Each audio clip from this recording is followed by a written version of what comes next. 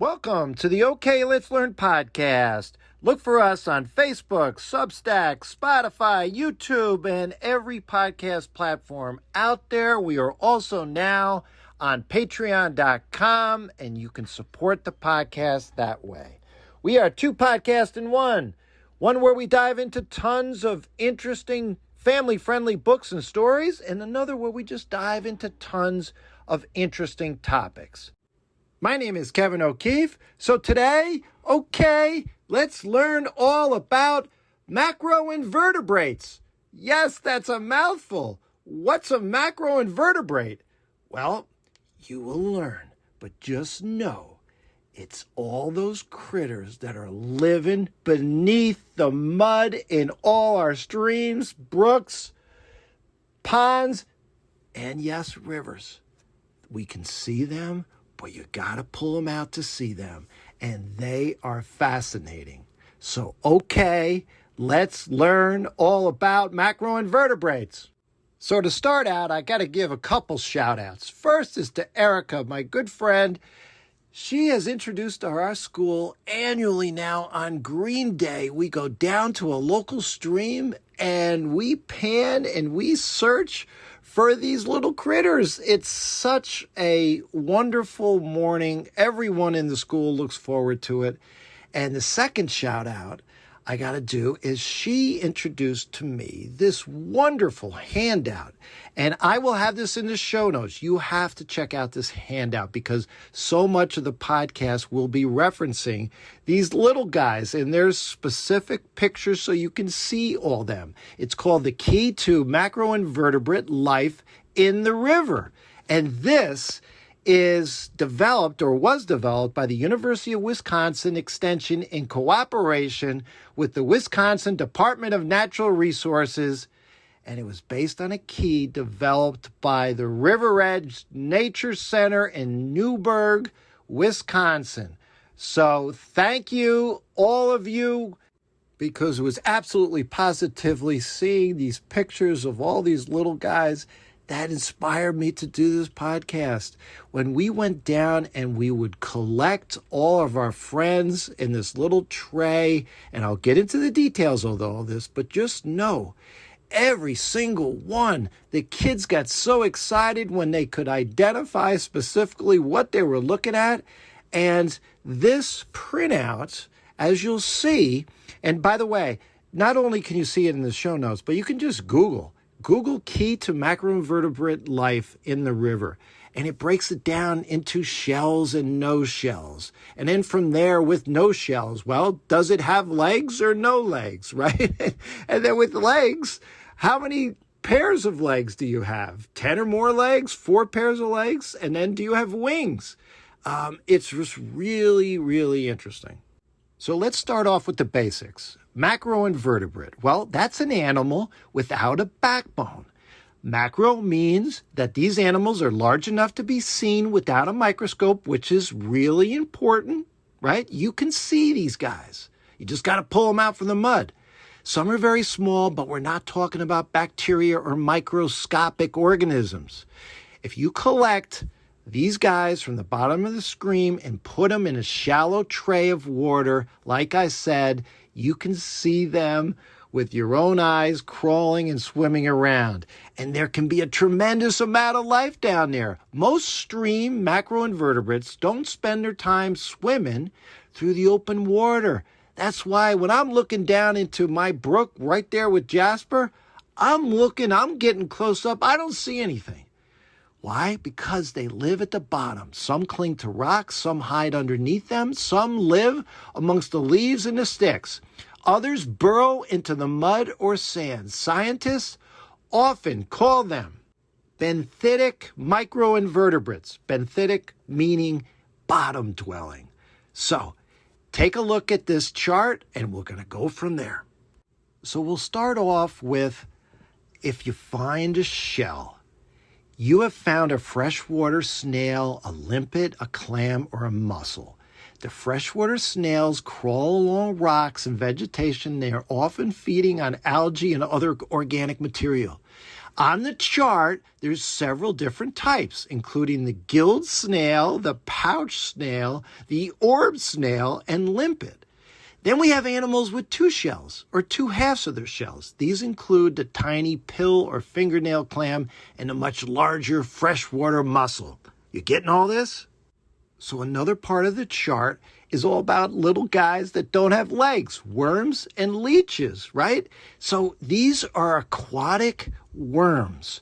They include the tubifex worm, if I have the pronunciation correct, the bristle worm, the thread worm, and the horsehair worm. There's also flatworms. And then there's the leech. A leech is a segmented body and suckers that allow it to attach itself to surfaces or animals. But the idea that every leech is waiting to suck blood is wrong, right? I knew you were thinking that. There are hundreds of species of leeches, and many prey on these small little animals that are in the water, or they feed in lots of other different ways. The leeches and some of these aquatic worms are also important when scientists examine water quality because some can tolerate bad environmental conditions that sensitive other animals can't. So finding one leech doesn't mean anything about the quality of the water being bad. And since we're talking about the quality of the water, if you want your stream, if you're looking to see if your stream is clean, healthy, got a great ecosystem, you know what you want to look for? My friend, the mayfly. Yes, go back to my previous episode. I did a whole episode on mayflies. You want to look for the mayfly nymphs. They live underwater. On the chart, several different mayfly forms are shown, but one of the easiest clues is the tail end. Many mayfly nymphs appear to have 3 long tails, although there are exceptions. Along the abdomen, you may see what looks like tiny, feathery, or plate-like structures. Those are the gills.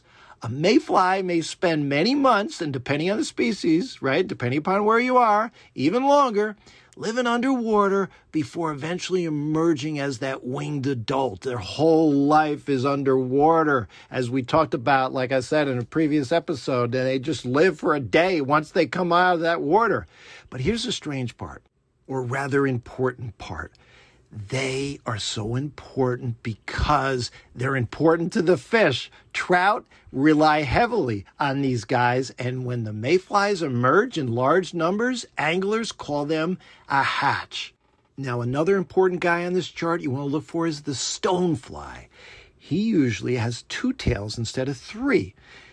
That stonefly nymph is really associated with cool, flowing, well-oxygenated water. They generally don't tolerate poor water quality as well. So again, you up in the ante, you really got a nice, clean spring. If you see the stonefly nymph, you're on good ground. Figuratively speaking, of course, because we're in water. Now, the third of this triumphant, these babies that are out there you want to look for, again, for a healthy stream, is the caddisfly. Their larvae are really some of the most interesting in there because they are architects. They collect tiny pieces of their surroundings, grains of sand, little stones, pieces of leaves, and bind the material together with silk that they produce themselves. It's a little tiny insect crawling along the bottom of a stream, and it's carrying a miniature log cabin or like a stone house around with its body. Different caddisfly species construct different kind of cases. That's why the chart shows one caddisfly living in a stick house and another living in a stone case. Not every caddisfly builds one. Some are free living, while others produce silk nets that help capture food drifting downstream. Like mayflies and stoneflies, these caddisflies are associated, like I said, with a good quality water. In fact, listen to this. Biologists often put these guys in one group together. Mayflies, stoneflies, caddisflies. In fact, they actually have a name for them, EPT, not MSC, but it's actually, the EPT is based on their scientific names, which we're not going into. Now let's talk about the predators. They're also on the chart. The dragonflies and the damselflies. The dragonfly nymph looks nothing like the beautiful flying dragonfly it will eventually become. It's stockier, usually brown or greenish, and has 6 legs. But the most interesting feature is its mouth. The dragonfly nymph, right? I mentioned they're predators, but their lower jaw is modified into a remarkable hinge structure that can shoot forward and grab prey. They eat other insects in the water, tadpoles, and other small little guys, and actually larger dragonfly nymphs can even capture very small fish. The damselfly nymph is a little more slender. One of the easiest features to notice is the 3-leaf structure sticking out from the end of its abdomen. Those structures function as gills. So these graceful dragonflies and damselflies we see flying around the ponds and streams actually begin, yes, life underwater as predators. Now, another predator you have to look for on the chart is the dobsonfly larva. Again, when we say larva, we say nymph. Basically, we're talking about the same thing. We're talking about the babies that are living down there. Well, this dobsonfly larva is actually commonly called a hellgrammite. If you pull one of these guys from beneath a rock, you're definitely going to notice it. Why? Because it's large compared to the other guys. And it has powerful jaws. It has this long segmented body, 6 legs near the front, and it have these projections running along the sides. Well, here's the deal with them. They live in the streams, beneath the rocks, flowing water, and then, yes, they prey on the other guys in there, the other animals. Anglers, which again are fishermen, right? They know them because fish eat them, and they have traditionally been used as fishing bait. Eventually, this strange predator becomes an adult dobsonfly, and it's a large winged insect. And that's a commonality with all of our guys here, just so it's clear. These are all babies that one day will turn into insects, whether they're still living in the water or flying around. Now, speaking of insects, we got a lot of beetles that are macroinvertebrates on this chart. One interesting guy is the predaceous diving beetle. And yeah, it's another predator. These beetles are excellent swimmers, and they use their hind legs almost like oars. Then there's the riffle beetle. And now I'm sure you're wondering, some of these names are obvious, and you can make some good guesses as to where they come from, but a riffle is actually a shallow, fast-moving section of a stream where the water tumbles over the rocks.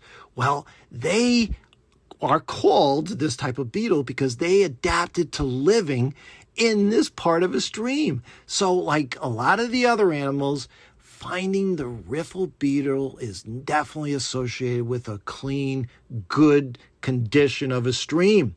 Then there's this whirligig beetle. And what's funny about this guy is you don't even have to go to the chart. You may just see him, right?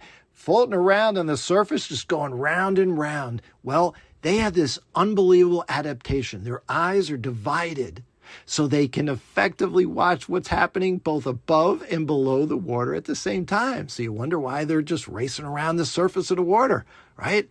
Interesting. Now, next are crayfish, scuds, and aquatic sow bugs. Find them on the chart. What's interesting about these guys, the crayfish, you can right away recognize a crayfish. It looks like a little lobster, and the kids love seeing them. It stands out. They're one of the biggest here on the chart. But what's important to know is that they're not, all 3 of these guys are not insects. They're crustaceans.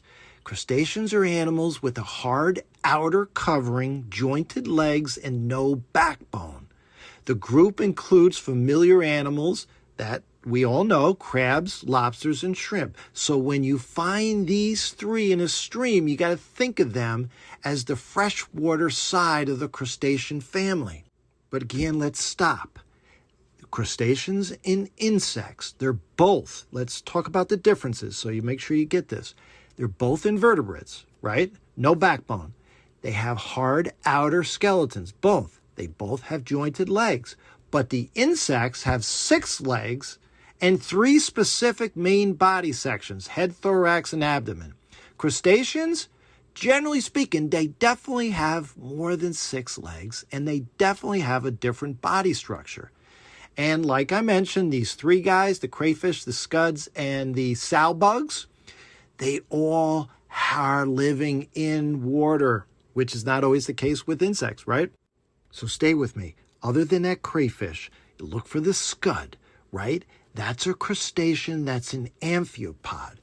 What's an amphipod? Well, it's a small guy that's flattened from side to side, almost like a shrimp squeezed sideways. So that's why a scud often looks like a shrimp, but it swims on its side exactly as this chart is describing it. And the other guy, the aquatic sow bug, he's a crustacean, but he is an isopod crustacean. Again, stay with me. They resemble like these little bugs, pill bugs, that you can see crawling under rocks and logs on land, but they're swimming around and they usually crawl on the bottom. That's why the chart describes the aquatic sow bug simply as one that walks on the bottom. So again, in terms of the hierarchy, in terms of, every one of these guys are insects, but if they're not, they're crustaceans. The crustacean is the umbrella group that basically is all these guys. And the amphipod is just one type of crustacean. The scud is an amphipod. And then the isopod is that that aquatic sow bug. Do you have enough information now? And don't worry, we're in the home stretch. The strange looking ones. Some of these guys almost don't look real. The water scorpion is actually an insect. Some species have a long breathing tube extending from the back of their body. It can position that tube at the water's surface almost like a snorkel, while the rest of the water scorpion remains underwater. Then there's the giant water bug, and it's another large aquatic predator with powerful front legs for grasping prey. Then there's the back swimmer, which gets its name because it actually swims upside down. Then there's the water boatman. Don't you love these names? It usually swims right side up, and it uses its legs to propel itself through the water. A lot of these guys you can see swimming on top of the water. And then, yes, we have the water strider. It's got this familiar long legs, and it's an insect that seems to walk across the surface. I've definitely seen them. So it isn't like it's floating like a boat. Its water-repellent legs actually distribute its weight and take advantage of the surface tension of the water. It's really interesting. And at the opposite end of the size scale are creatures like water fleas and copepods. And you know what their nickname is, these copepods? The Cyclops. I'm sure you can guess why. Yeah, it looks like it has one eye. So to wrap up the podcast, a couple things. Number 1, how do we collect these guys? And then number 2, who are the most prevalent? Who are the most popular guys down there? Well, number 1, you got to have your parents' permission if it's my younger members of the audience listen to this. And it's got to be something that is safe. Of course, common sense. You don't want a raging brook where you're going to be swept away, for Pete's sakes. But a nice day where you can see the sun coming through and you can have a good chance of scooping up some nice guys. But, ankle deep water is more than sufficient. You really don't want to go any deeper than that. You'll be able to get everything you want. And the equipment is not complicated. The 2 most useful tools are a fine mesh aquatic net. We had these little plastic guys, and there are tons of them. You can go to Five Below in the summertime and get them. They're sometimes called a kick net, and a shallow white plastic tray or pan. You can also use like a small bucket, especially if it's a wide one, a plastic spoon or tweezers for moving around the little guys, and certainly a magnifying glass. The white tray is especially helpful because these animals are often brown, tan, or even sometimes like transparent. So once they're placed against the white background, they're much easier to see. To collect them, this is important. Find a shallow section of the stream with rocks or gravel on the bottom. Put your net in the water downstream from the rocks with the opening of the net facing upstream into the current. Then use your feet or hands to gently disturb the rocks and gravel just upstream from the net. This is where the name kick net comes from.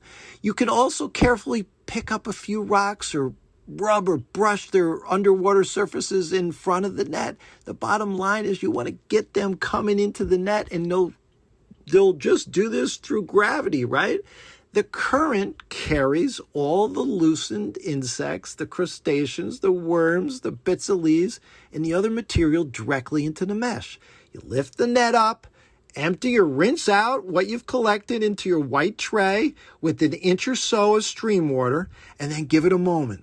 Then look, what initially appears to be nothing but leaves, sand, tiny sticks. Now, all of a sudden, you're going to see some crawling growing on and swimming going on.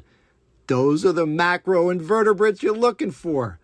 When you're finished looking at them, return them. Return them to their home. You're not going to be making these guys pets. Sorry. And no, that's not going to be another episode. So who are the most popular? Which of these guys and ladies, I should say, right, are the most abundant?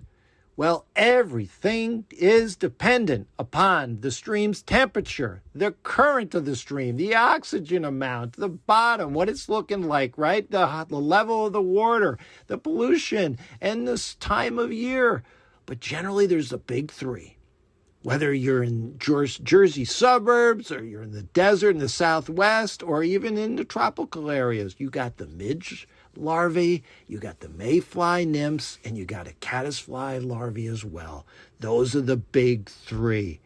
So next time you're walking by a stream, walking by your brook, don't just keep walking. Go get a pan, go get a net, and let's see if you can identify some of these macroinvertebrates. Yeah, say that 5 times until you get it. And hey, I appreciate you taking this journey with me, learning all about these critters and what lives in our streams. Reach out to me at kevmok21@gmail.com. At the top, I had said we're on Facebook, Spotify, Substack, and yes, patreon.com. If you like the podcast, if you like what we're doing here, think of becoming a supporter of the show. And yes, with your permission, you will be an inaugural producer, supporter of the show. And I'll do a shout out to you every episode, again, with your permission. So until next time, have fun and keep learning.